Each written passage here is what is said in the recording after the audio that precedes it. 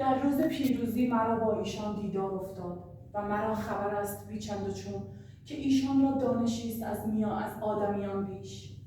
آنگاه که در آتش اشتیاق می‌سوختم که از ایشان بیشتر پرسجو کنم، باد شدند و در هوا ناپدید. همچنان که از این ماجرا در شگفت فرو مانده بودم، پیک‌های پادشاه در رسیدند و همگان مرا به نام سپهسالار کدور درود فرستادند. به همان لقبی که پیش از آن این خواهران جادو مرا درود گفته بودند و آنگاه با اشارت به آنچه خواهد آمد چنین گفتند: درود بر تو که پادشاهی خواهی کرد. نیک آن دیدم تا این را با تو در میان گذارم. با تو عزیزترین شریکم در بزرگی تا بدانی تو را چه بزرگی نوید داده‌اند و به سبب بیخبری از شادمانی آن بی بهره نمانی. این را در دل بدار و خدا نگهدار. تویی سپهسالار گلامز و کدور و همان خواهی شد که تو را نوید داده‌اند. اما از نهاد تو بیم دارم که چندان سرشار از شیر مهربانی انسانی است که دور است راه میابر را در پیش گیرد. تو خواهان بزرگی هستی و از بلند پروازی نیز بهره بری، اما نه از آن شرارتی که همراه آن میباید. آنچه را که سخت خواهانی پارسایانه خواهانی. بازی نادرست نخواهی، اما برد نادرست را خواهانی. تو آن چیزی را خواهانی ای سپهسالار بزرگ گلامز که فریاد می‌دارد چنین کن تا که من از آن تو باشم. و آن ترسی که تو را از کار باز می‌دارد بر میلت چیرگی دارد، میباید از میان برود. بشتاب و اینجا بیا تا شور و شر خویش را در گوش تو ریزم و با جسارت زبانم گوش مال دهم هر آن چیزی را که تو را از آن حلقه زرین دور می‌دارد. همان حلقه زرینی که گویی دست سرنوشت و یاری عالم غیب بر سر تو نهاده است. چه خبرها؟ پادشاه امشب به اینجا می آید. دیوانه ای مگر؟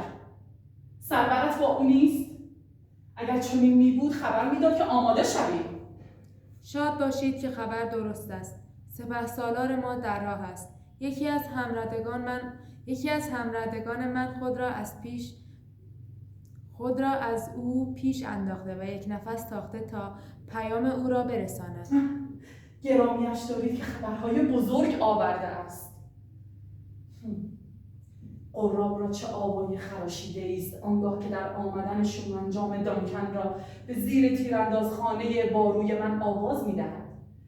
بشتابید ای روح پاسدار اندیشه های مرگبار. همینجا مرا از زمانگیم توهی کنید، سراپا بیاکنید از هولناکترین سنگدلی، خونم را سنگین مایه کنید و راه و روزن هر نرم دلی را بربندید تا هیچ عذاب وجدانی عزم مرگبارم را نلرزاند و با خود به آشتی نکشاند. ای کارسازان جنایت، هر جا که چشم به راه شرارت‌های طبیعت نشسته ای، با تنهای ناپیداتان به پستانهای من درآیید و شیرم را به صفرا بدل کنید.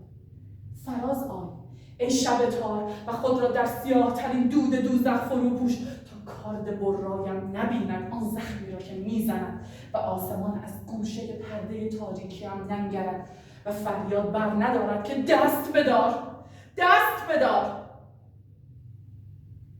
سپهسالار بزرگ گلامز، سپهسالار ارجمند کدور، ای بزرگتر از این دو با مبارکبادهای آینده، نانهایت مرا از این عالم بیخبری اکنون بیرون کشید و نوید آینده داد. دل بندم، دانکن امشب به اینجا می آید. کی می رود؟ فردا، چنان که از موز. فردایی که خورشید هرگز نخواهد دید. سپهسالار من، چهره‌ات کتابی را میماند که از آن چیزهای شگفت خوانده می شود. برای فریفتن زمانه همرنگ زمانه شد. به چشم و دست و زبان خوش آمدگوی باش، چون گل بی آزار بنما، اما ماری باش در زیر آن. کار آن کس را که در راه است میباید ساخت. کار گران امشب را به کف من واگذار که همه شبان و روزان آینده من را قدرت و سروری مطلق شاهانه خواهد.